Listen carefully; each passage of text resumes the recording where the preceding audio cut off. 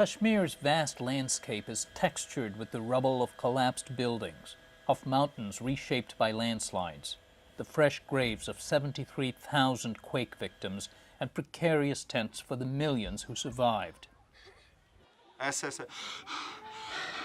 This field clinic in the remote village of Katai was set up by a group of Pakistani-American doctors.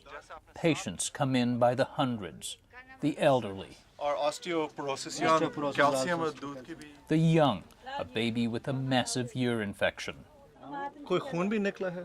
2 months after the earthquake, patients are now coming in with chronic, long untended illnesses, consequences of poverty more than an earthquake. But there are still many earthquake victims, like Mansoor Kiani.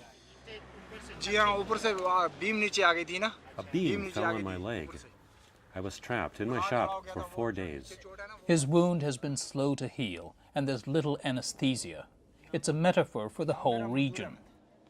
The waiting area outside is filled with anguished stories. Actually, she has lost the little land that she owned because of the landslide. She lost her husband, her son, her daughter-in-law. There's been little time to ponder grief here. Survival takes precedence. In Katai, the doctors group has dispensed tents and food. There's never enough to go around. It remains an acute crisis, an acute disaster. It's been that since the day of the quake, October 8th, and I believe it will continue to be that right through the winter. U.S. Ambassador Ryan Crocker notes this is one of the world's most militarized areas, bitterly fought over and divided between India and Pakistan. Today, Pakistan's military has turned its prowess to relief work, aided by many international teams. Pakistan may be a poor country, but it does have a substantial middle class and a large overseas population. Among them, 10,000 doctors who practice in the United States and Canada. The doctors group has raised millions in cash, medicines, and equipment. Dozens of Pakistani-American physicians, like Fareed Sheikh, have spent time here, bringing much-needed medical and language skills. Cardiologist Abdul Rashid Paracha is president of the Association of Pakistani Physicians in North America.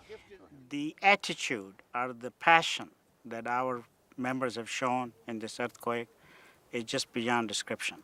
We as an organization are hoping that any aid that comes from the USA, that people, expatriates like ourselves, have some watchful eye on it as to where it is spent and whether it is spent properly or not. The group wants to be a watchdog not only against corruption, but also to make sure aid pledges are collected. Dr. Saeed Akhtar is a surgeon who moved back to Pakistan after years in Texas.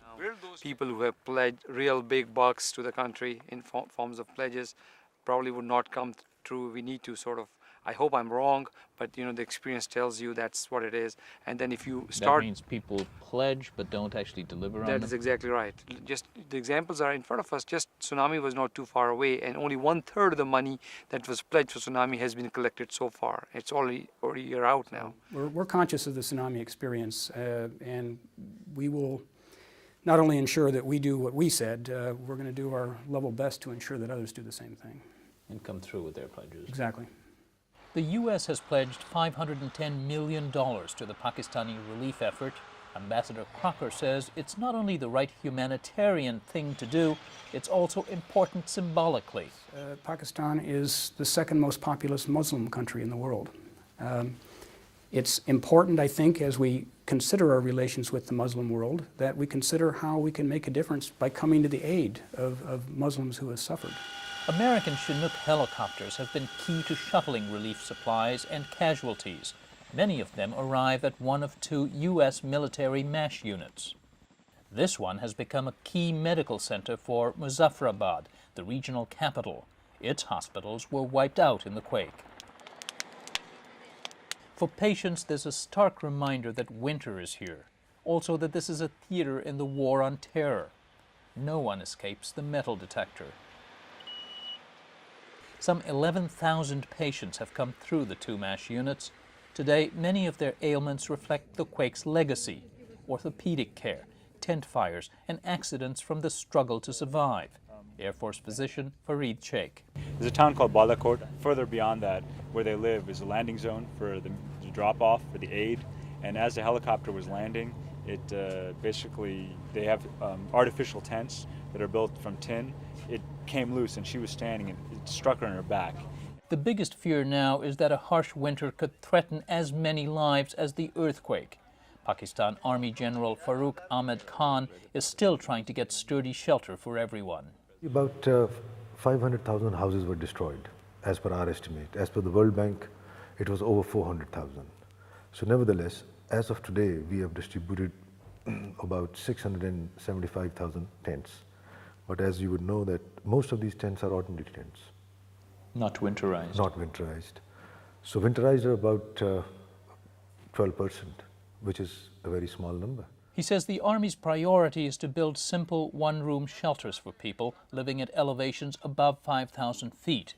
Many of Kashmir's fiercely independent mountain people chose to remain close to what property and livestock they could salvage.